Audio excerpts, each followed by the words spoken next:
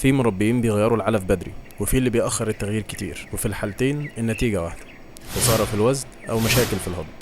لكن السؤال الحقيقي هو امتى بالظبط أغير نوع العلف من بادي إلى نامي أو من نامي إلى ناهي.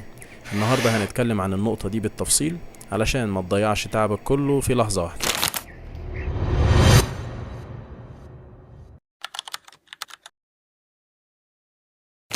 السلام عليكم ورحمة الله وبركاته. معاكم مهندس محمد الصاوي من قناة كتكوت أكاديمي. طيب خلينا نبدأ واحدة واحدة كده. قبل ما نتكلم عن امتى نبدل العلف لازم نفهم الأول ليه العلف بيتقسم لمراحل أصلا، وإيه الهدف من التبديل ده. لو فهمت النقطة دي هتعرف ليه التوقيت الصح مهم جدا. بص يا سيدي، الكتكوت في أول أيام حياته بيحتاج طاقة عالية وبروتين كتير عشان النمو السريع. ده السبب إننا بنديله علف بادي فيه بروتين عالي بيوصل ل 23%. تمام كده؟ بعد كده لما جسمه بيبدأ يتكون بيقل معدل النمو شوية، فبنديله علف نامي ببروتين اقل شويه بيوصل ل 21%. بعدين في مرحله التسمين النهائيه اللي هي المرحله اللي بنديله فيها الناهي بيحتاج طاقه اكتر وبروتين اقل نسبيا، وده اللي بنديله فيه علف ناهي البروتين بتاعه بيوصل ل 19%. كل مرحله بيكون ليها هدف، فلو اخرت او استعجلت التبديل بتبوظ الخطه كلها. طيب لحد كده تمام. دلوقتي بقى نروح للسؤال اللي الكل بيساله: امتى ابدل بالظبط؟ القاعده العامه بتقول ان التبديل بيكون حسب الوزن مش العمر.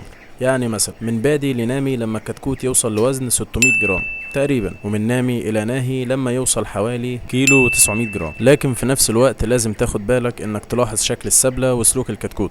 لو لاحظت ان السبلة بتلمع او فيها ميه زيادة فده معناه انك استعجلت، ولو النمو بقى بطيء يبقى غالبا انت اتأخرت. بس خلي بالك، التبديل مش مجرد تغيير في الشجرة، في شوية خطوات لازم تعملها علشان الانتقال يكون تدريجي وسليم. قبل ما نكمل، لو وصلت لحد هنا واستفدت من اللي فات فما تنساش تدوس لايك واشتراك علشان تشوف الحلقات الجاية وتستفيد منها ان شاء الله. ما ينفعش تغير العلف مرة واحدة، التغيير المفاجئ بيعمل صدمة معوية للكتكوت. طيب ايه الحل؟ الحل انك تقسم التغيير ده بالتدريج على 3 مراحل. المرحلة الأولى وهو اليوم الأول للتبديل، تبدأ بنسبة 75% من العلف القديم، هتضيف عليه 25% من الجديد. ده أول يوم. تاني يوم هتشتغل النص بالنص، 50% قديم 50% جديد.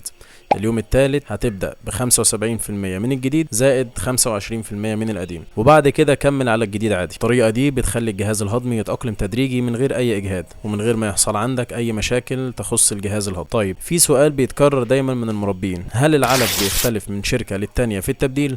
خلينا نفهمها بسرعة. قولا واحدا، أيوة، في بعض الشركات بيكون البادي او النامي غني اكتر بالعناصر فبيطول المرحله شويه او يقصرها. علشان كده الافضل انك تمشي على تعليمات الشركه المصنعه، بس دايما خليك ملاحظ سلوك الكتاكيت لانها اصدق مؤشر عنه. وبكده نبقى غطينا كل اللي يخص توقيت التبديل والطريقه الصح اللي نحافظ بيها على استقرار القطيع بعد التغيير. بس قبل ما نقفل الحلقه خلينا نلخص اهم النقط ونأكد على الخلاصه عشان تطلع من الحلقه دي وانت فاهم ومطبق صح. يعني الخلاصه: تبديل العلف مش مجرد خطوه، ده قرار يفرق في الدوره كلها. نبدل على الوزن مش العمر، ونعملها بالتدريج مش مره واحده، ونراقب الكتاكيت بعينينا، النشاط، الشهيه، السبله، كل ده بيقولك لو التبديل ماشي صح ولا لا.